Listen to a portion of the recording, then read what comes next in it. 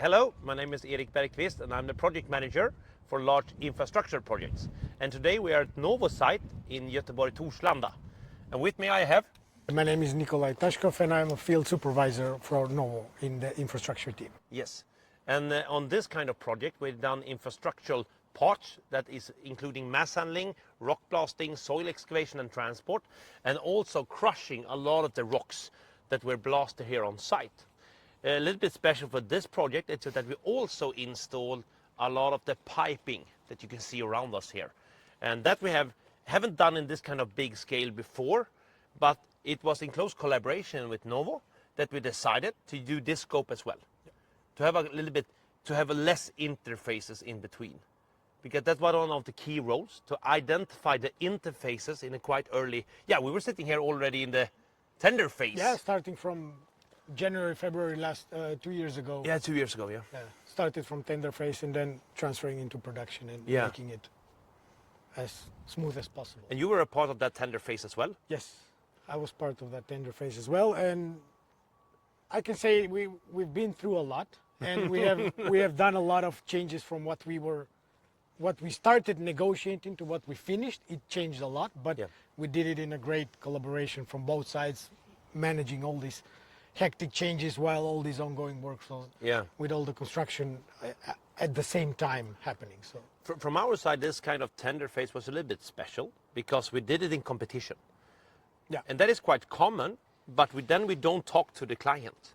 So in this phase, with this kind of project we did with NOVO, we did a tender phase in competition with 5 other contractors that in parallel have dialogue with you guys and changing the things all the time. Yeah. So it was a quite intense, like 2-3 months, where we came from a big scope that no one knew everything about, ending up in a quite narrow scope that we priced. And from Bellman Group and VSM side, that came to show the full capacity that we have in the group, because then we can show all the things that we are really, really good at. And we didn't need to speculate in how it will turn out. We could be an active part of the tendering phase, showing the things that were wrongfully, so ended up in pricing the right things. And that I think was a key role, and also show our competence in this kind of dialogue. Yeah, all the suggestions that we had from the beginning, from your side towards us, and suggesting how to do it faster and better from the experience that you had, I think it made a big difference at the end. And of course, you need to be, when we are inside, I would say, Volvo land here in Göteborg, Torslanda, and of course, this production factory that delivers cars day and night, I've been doing that for 50 years, is a crucial thing, and they were really, really close to us, and they were really, really afraid that we should affect them. Yeah. And of course, we have done, I think, 631 blasts here during a period of 9 months. Yeah. That ends up in 1 to 3 blasts every day, continuously. We were blasting 5 days a week, but we were working 7 days a week. 7 days a week, yeah. From 7 in the morning to 10 in the afternoon. So we were working long days in shifts to get this done in 9 months. And when we had, early in the process, we identified that we will have some problems if we are too conservative in how we are regulating the blasting. So if we are blasting and taking those huge measures that you need to take, if you don't have all the details, you will end up taking too much time. Too much time, yeah. Too much time. So it was a close collaboration to show, and we did some consultants' hours externally as well, and had some external consultants come here to evaluate some test blasts, for example, to understand the details, so we can maximize the blast without affecting Volvo's facilities. And not even close affecting Volvo's facilities. Yeah, because they didn't, it was not enough for them to just be secure. Yeah. It's always in Volvo, it's always double security, safety first. It's always safety first. And that is one of the DNA that NOVO have taken with them. Yes. So the health and safety department that you have had here in Norway, that have been massive. It was. They've been with us all the time on the site. And it was a big help from your side, managing those safety rules and complying with all these. Yeah. And to always have someone to talk to. Yeah.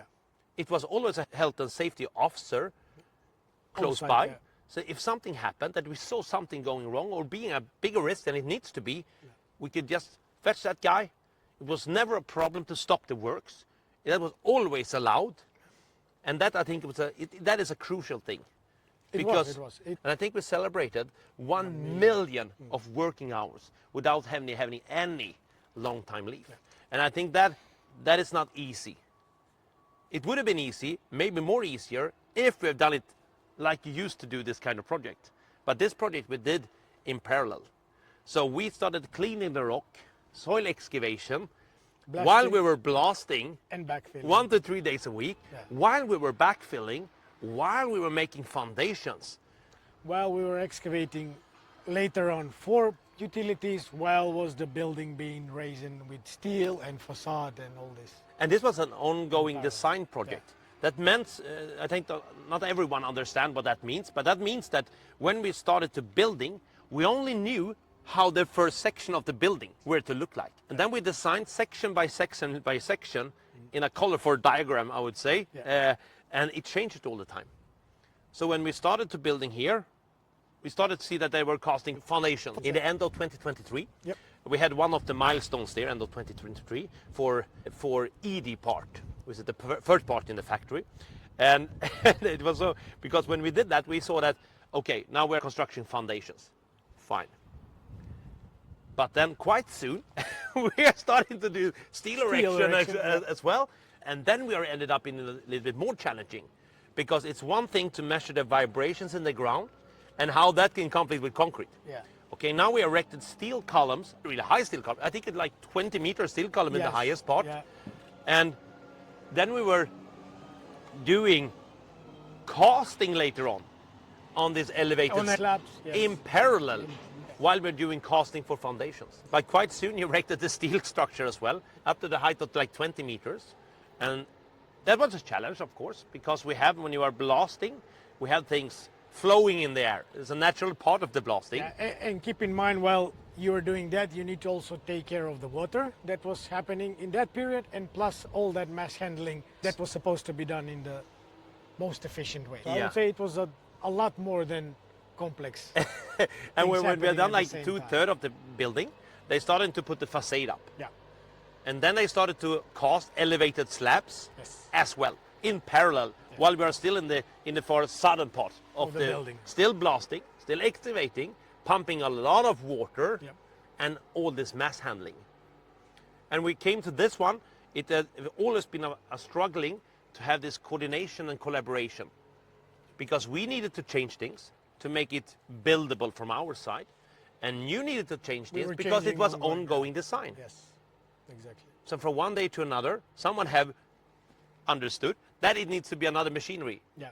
inside the building, and that needs another pipe, and then we need to rebuild some things. And then we need to blast, and then we need to excavate again, and then we need to backfill again. But the problem was the time frame. It was always 10 Yes. months Yeah. for the site leveling works. Yes. So I think that was a challenging all the time, that most- we had the those biggest challenge, limitation of 10 months, and we needed to handle those because they were on environmental permits, and also this production time. Because it was critical to get the installation of the MEP Inside the building. to get starting to installed.